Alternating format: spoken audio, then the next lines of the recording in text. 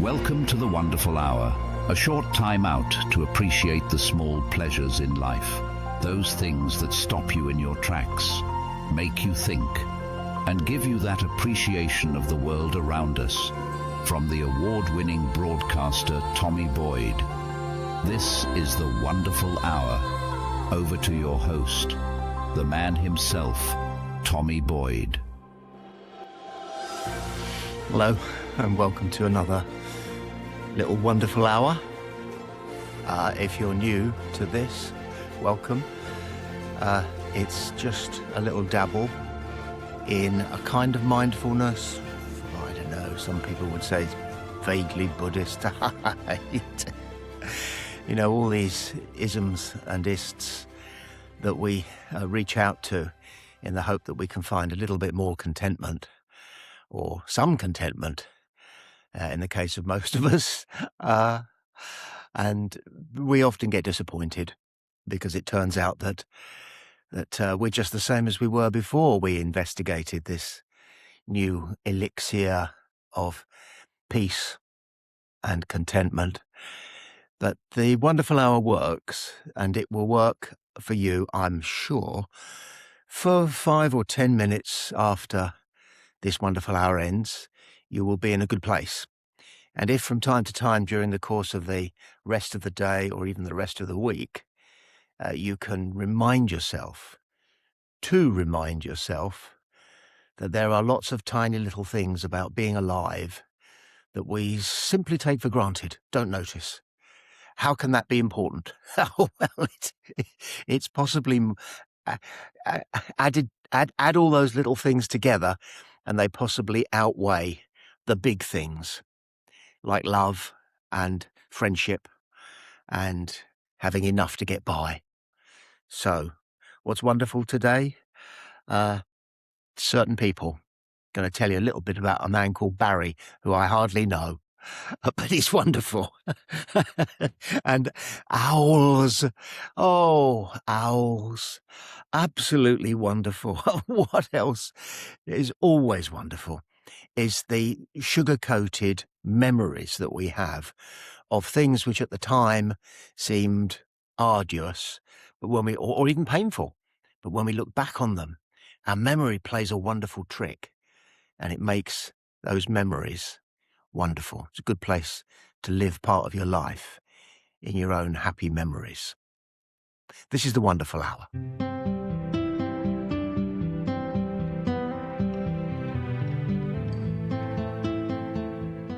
What's wonderful at this moment in time, is that there's a sports tournament going on, which has taken 99% of the world by storm, because it's football, or what the Americans call soccer, and the small percentage of the world that it hasn't taken by storm is the home country, the country that is providing the World Cup, the United States of America, where there's a great resistance to soccer amongst many people, because to embrace soccer, football, would be to turn their back on the sport that they enjoyed with their parents when they were growing up in their backyard, which would be having a throw in baseball, or having a go at gridiron. Basketball is another really popular, understandably popular sport in the United States of America. But here's the thing.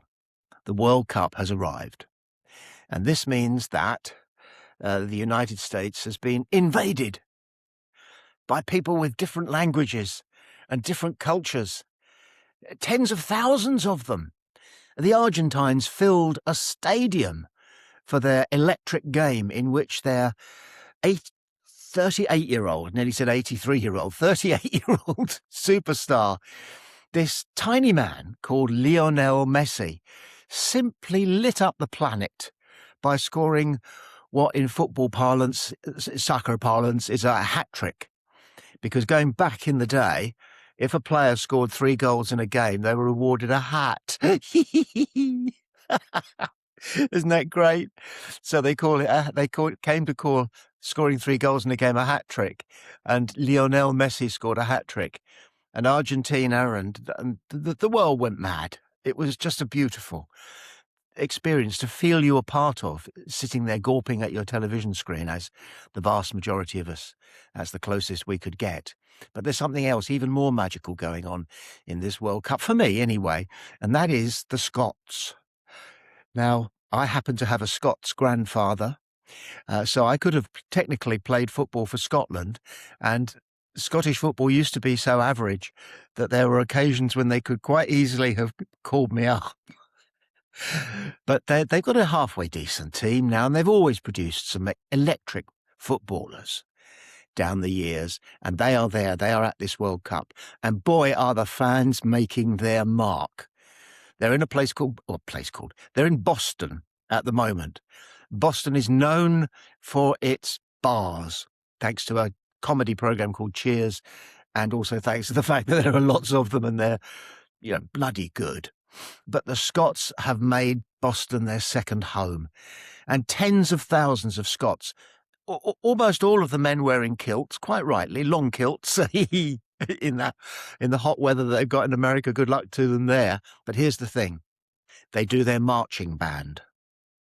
And of course, the band consists of nothing other than one enormous drum beating the beat and bagpipes. Oh, hundreds of bagpipes. Men, women and children playing bagpipes. Playing, Scottish songs, traditional Scottish songs. And being slightly Celtic in Boston, of course, the Bostonians absolutely love it. And they love the fact that the Scots start drinking sensibly at 1 o'clock in the afternoon. And they've been drinking bars dry. I suspect that they've been deliberately trying to have the bar run out of alcohol, and they've been achieving it. And the bar owners, of course, are delighted because such is the professionalism of catering in the United States of America, hospitality. They call it hospitality. A tanker will arrive, even in the wee small hours of the morning, containing nothing but thousands of gallons of beer. And there is a warmth, a camaraderie between the whole of the United States and all of these travelling fans, but in particular, the Scots. And I suspect from time to time it's because the Americans and the Scots both have good reason to mistrust English rule. So there is that reason for the harmony that exists, the shared experiences, albeit historic, that exist. But it is an absolutely wonderful thing to witness, albeit, as I said before, at the distance that we are, most of us are watching on our television screens. But you can feel the delight of the American anchors, news anchors, when they introduce a little feature, which is basically, look what the Scots are about now. Absolutely wonderful.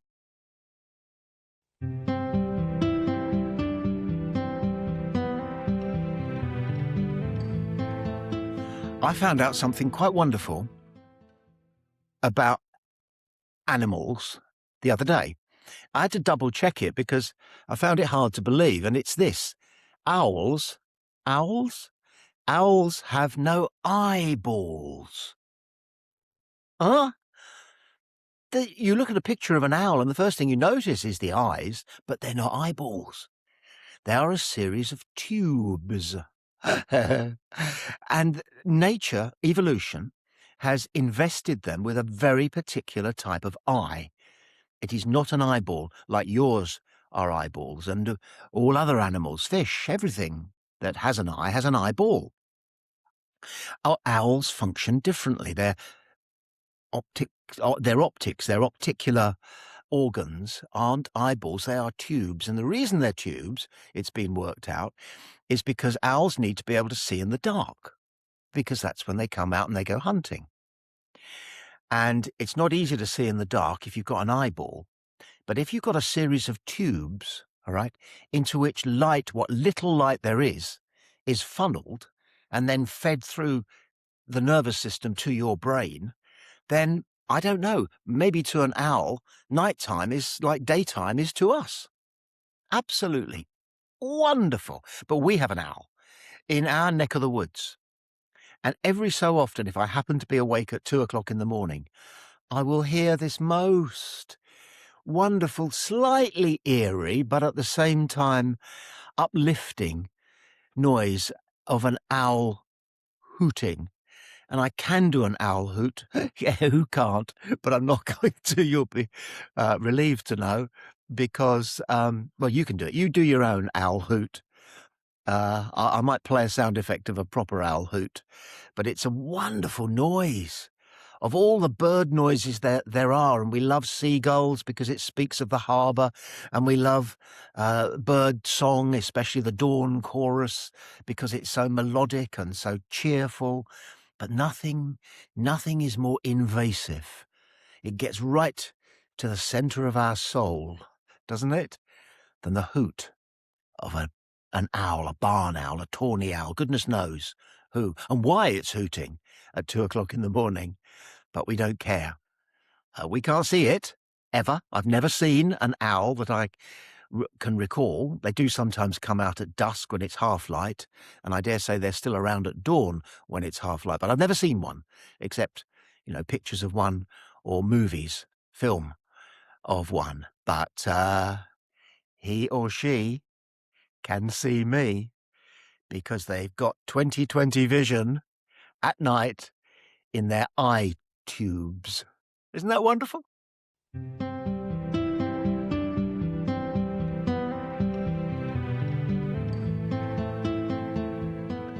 Travelling is good. We all love travelling. Travelling is wonderful. Wherever you're going, you can make an adventure out of it. Now, we happen to have, where I live, my house, our home, we happen to have a gravel drive. And I cannot recommend them too highly. They are absolutely wonderful. They take a little bit of looking after because tufts of grass will come and grow up through the gravel and you'll get a lovely green tinge. And if you're not careful, it will turn into a lawn. So you've got to be about it with your hoe, doing a bit of weaving. But what do I like about the gravel? I like the noise that you get when somebody is coming up your gravel drive. Whether it's somebody walking, it means you've got a visitor and you can hear them. You're in the house, the doorbell hasn't rung yet, but you can hear crunch, crunch, crunch, crunch. Somebody's coming. It must be a friend. It must be somebody delivering something wonderful. Or, just as good, in fact, sometimes even better, you get the crunch of tyres on your gravel, right? And this has to be somebody that you know and love because casual people, delivery people don't come up our drive. Very rarely anyway. Sometimes, the odd occasion they do. But generally speaking, the noise of a vehicle on the gravel means that someone's come home or somebody is going off to work or to play. If it's someone you know, and when you associate a sound that can be intrusive, sounds can be intrusive. When you're in your own home, you don't want to hear too many odd noises. But the sound of your gravel, it always lifts your spirits for some reason. And we're going to get some more gravel because our gravel keeps disappearing. Over the years, it gets carried out into the road by the tread of tyres or just people kicking it along as they walk. So our gravel gradually goes bald and we're going to need to take another delivery of gravel. And I'm going to have such fun. It will arrive in a heap. A lorry will tip it onto our drive and I will get the wheelbarrow out and carry wheelbarrow loads of it to one end of the gravel drive and get a rake, tip it, get a rake out, rake it flat and do that again and again and again. A really enjoyable job of labour because it makes room for a pint. You can justifiably sit down with a tin of cold beer in your front garden and look at your newly replenished gravel drive and dream of the wonderful alarms you're going to get that somebody is coming, somebody you want to come is coming to your home because you can hear them on the gravel. Absolutely wonderful.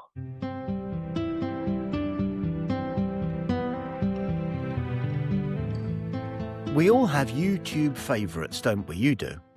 I do. One of my favourites is a thing called, I think it's something like Regeneration Generation. And it's a couple, I think they're a married couple. They're really, really endearing, and you feel as though they are your friend. Not just that you would like them as friends, but they are your friends. And what they do is they watch television programs and share their thoughts about it. It's usually comedy, and they laugh a lot, of course, but occasionally they chat about odd things. And there's an episode of a British sitcom called Fawlty Towers, in which a very annoying hotel guest orders some ginger beer and then complains because it's tepid. Oh, dear, dear. No, no, no. That's tepid, that is. Get me he wants an ice bucket for his ginger beer, you see. So these two presenters, the American hosts, suddenly go off on a tangent about ginger beer because he, the bloke, says, I had some ginger beer the other day and it was really good. And so what struck me is this: ginger beer is not a common staple in American confectionery shops or restaurants, whereas it is in the United Kingdom.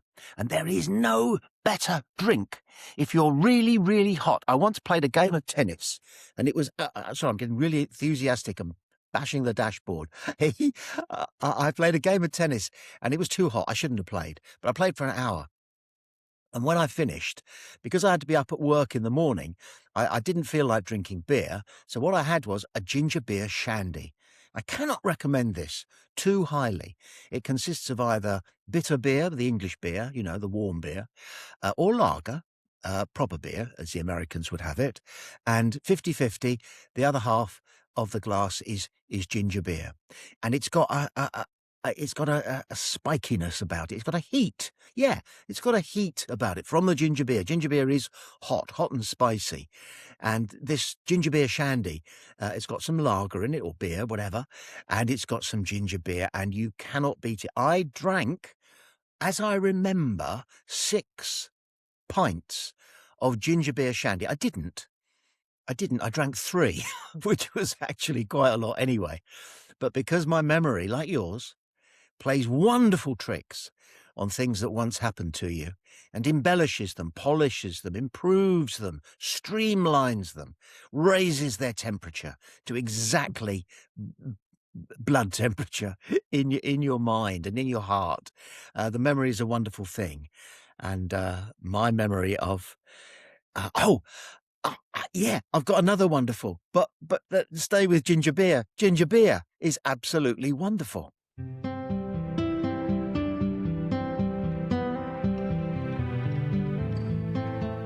As I said a moment ago, our memories are wonderful. We should cherish them.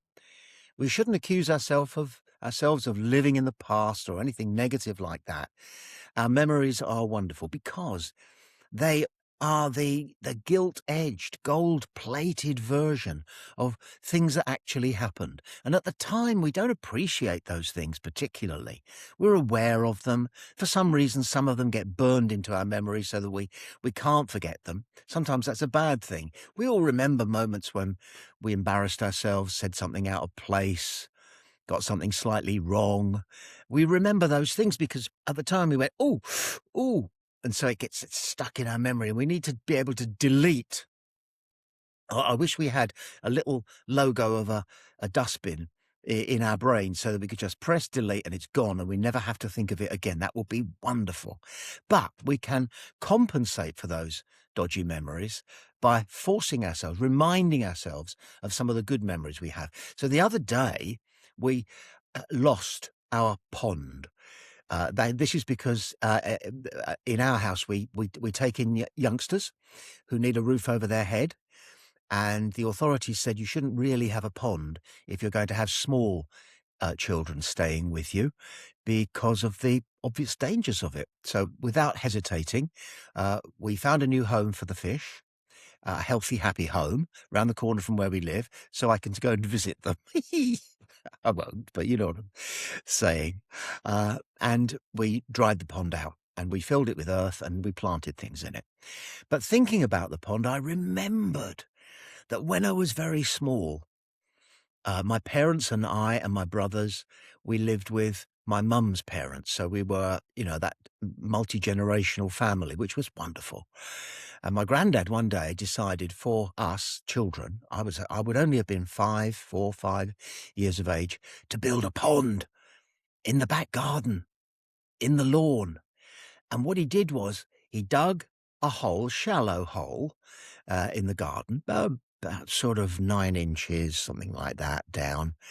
And then he mixed a wheelbarrow full of cement and he laid it down, the cement, he layered it down in the hollow so that when it dried, it was a concrete waterproof base. All right. And it had sides, obviously, and then they could fill it with water. And so they did. And so we had a pond.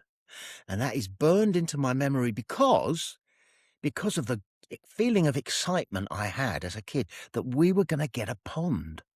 Now, I can't remember, in all truth, whether I dreamed it, whether I simply hoped for it, but it never happened, or whether indeed it did happen. That pond harboured, in the end, a newt, a very, very tiny dinosaur, about yo big.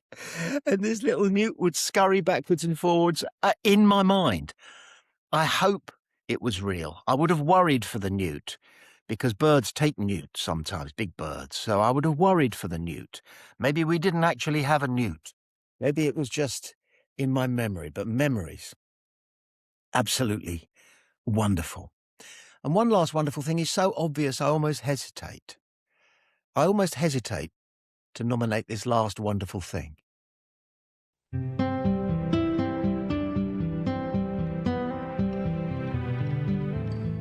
The reason I hesitate to mention it is because it is so obvious. And we like to look for little things that you barely notice in life to celebrate in the wonderful hour. But these things are so wonderful and so rare and so mesmerizing, hauntingly mesmerizing, that the world seems to stand still when we are witnessing one of these things. It's a rainbow. A rainbow. When the sun is out and there's some misty rain, you will occasionally get a rainbow. Can you imagine what ancient man must have thought when he, she, or it first saw a rainbow? And we wonder at their childlikeness in all the various gods that they worshipped. Sometimes they worship their gods in wonderful ways, sometimes in not such wonderful ways. Human sacrifice, we're not going to go there. But ancient man must have been completely beside themselves when they saw a rainbow, and indeed so are we. Because it does almost defies explanation. Scientists whose microscopes somehow take the wonder out of so many things, I think scientists still put down their pens. They do. If you said to the world's most earnest scientist, there's a rainbow out here, he, she, or it would come running because they just take your breath away. Absolutely wonderful. Rainbows. So what's been wonderful today? Memories of installing a pond, owls and their tubular eyes, a gravel drive. Oh, and I'd never got round to telling you about the wonderful man who services our car for us and hardly charges us anything for it because he likes to keep busy. His name's Barry, and I'll do him another time. Wonderful.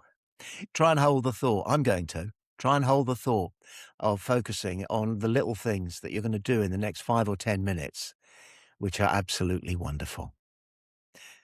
Till the next time.